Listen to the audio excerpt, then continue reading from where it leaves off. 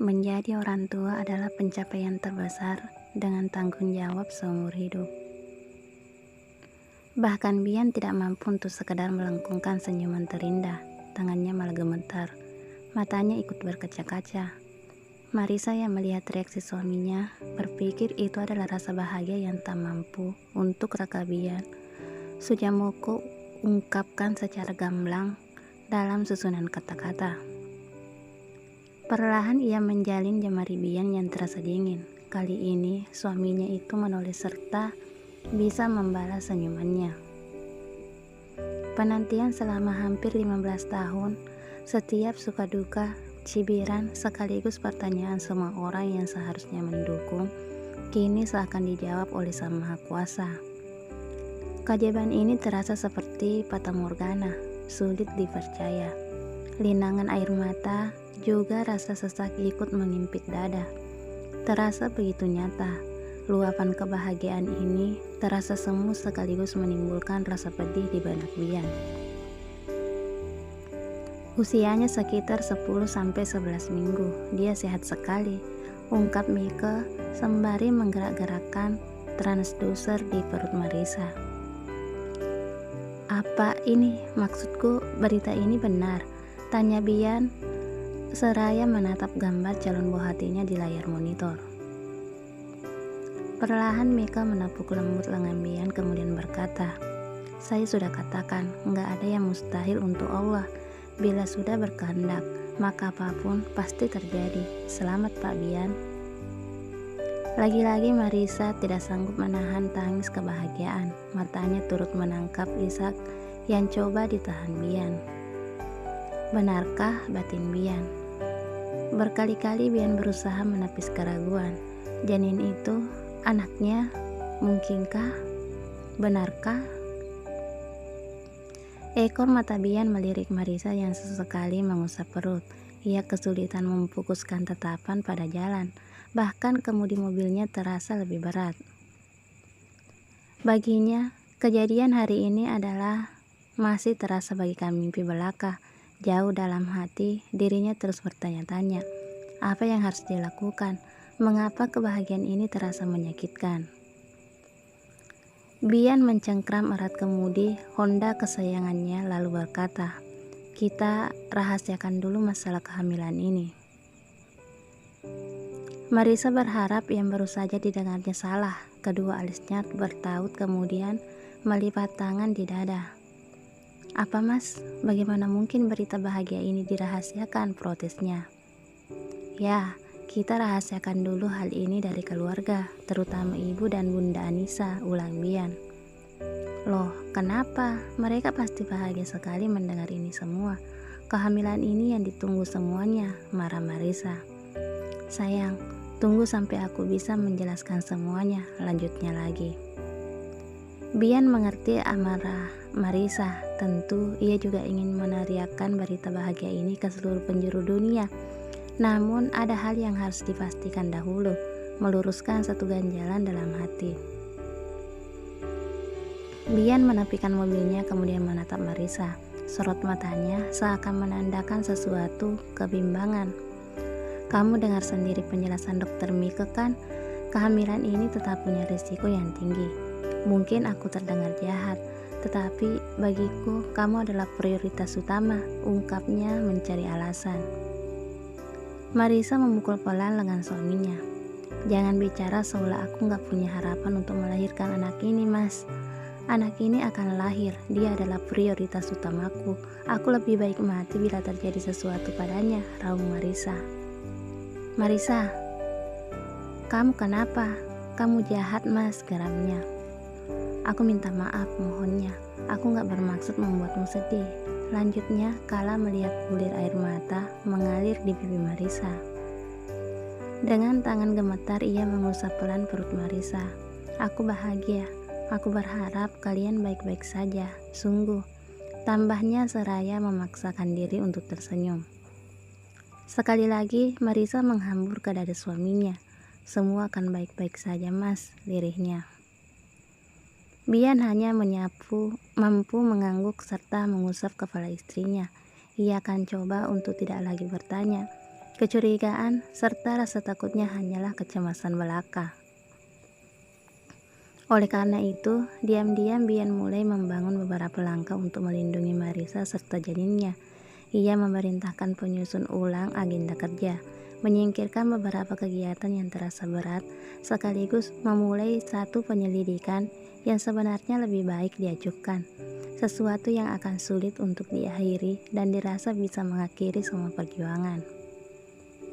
Sekretarisnya, termasuk sekretaris Marisa, sudah duduk di hadapannya. Selaku presiden direktur, Bian memiliki kewenangan untuk mengatur ulang beberapa kebijakan. Sebenarnya, ia benci melakukan hal yang bersifat personal. Namun, kali ini Bian terpaksa mendobrak batas toleransi kata profesionalisme untuk kepentingan pribadi. Maaf Pak, kalau boleh saya tahu, memangnya ada apa Pak? Tanya Lucy sembari mencatat semua yang dititahkan Bian. Tolong berikan secara rinci pada saya.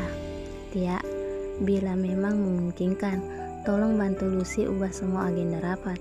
Usahakan jadwal rapat nggak penuh di sore hari. Permintaan kolega untuk pertemuan di waktu malam atau hari libur dikondisikan juga. Bila memungkinkan, mulai hari ini saya dan Ibu Marisa hanya akan bekerja sesuai jam kantor dari pukul 8 pagi hingga 5 sore. Tolong minta Pak Herman datang setelah ini, titah Bian pada sekretarisnya. Maaf Pak, kalau boleh saya tahu, ada apa ya Pak? Tanya Tia tidak bisa menahan rasa penasaran. Ibu Marisa hamil, ungkap Bian. Kedua wanita itu hampir melonjak kegirangan serta bertubi-tubi mengucapkan kalimat selamat. Terima kasih, untuk sementara ini tolong rahasiakan dahulu pada semuanya. Bila ada yang bertanya, cukup katakan gak tahu, tambahnya. Baik Pak, baik, jawab Lucy dan Tia serempak. Lucy, tolong bantu Ibu Marisa untuk memilih asisten rumah tangga termasuk supir pribadi. Nanti minta tolong Tia kalau dirasa cukup sibuk, titahnya lagi. Tia dan Lucy serempak mengangguk. Lucy, tolong berikan detail kunjungan kerja Ibu Marisa sekitar 2-3 bulan lalu. Saya harus mempelajari apa saja yang dia lakukan. Tolong rahasiakan permintaan ini. Dia bisa sangat marah kalau tahu kalau semua pekerjaannya saya handle. Mulai saat ini, dia hanya bekerja untuk tanda tangan saja, mengerti? Perintahnya lagi. Baik Pak, jawab Lucy. Selesai pertemuan itu, Lucy bergegas menuju ruangan Marisa. Hatinya ikut diliputi kegembiraan. Sudah hampir 10 tahun ia bekerja sebagai sekretaris Marisa. Hal yang dirasa sangat wajar bila ikut berbahagia mendengar berita kehamilan ini. Masuk, ujar Marisa saat mendengar suara ketukan. Lucy sedikit berlari, lalu duduk di kursi tanpa diminta oleh Marisa. Ada apa? Kamu sepertinya bahagia sekali, goda Marisa. Ibu, tadi Pak Raka panggil saya, tuturnya. Ya, saya tahu, jawabnya enteng.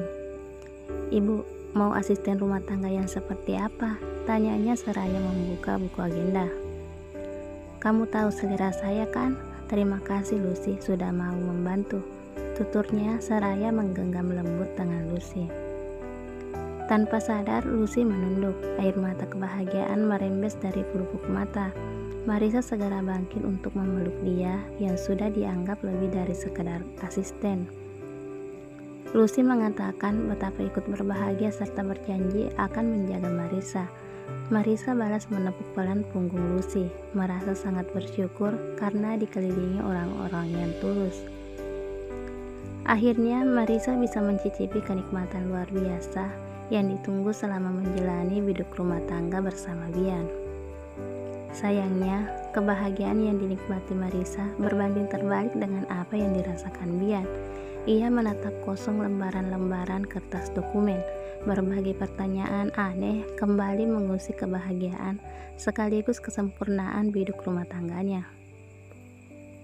Dengan cekatan ia menekan layar ponsel, berkali-kali coba merangkai kalimat lalu mengirimnya pada seseorang.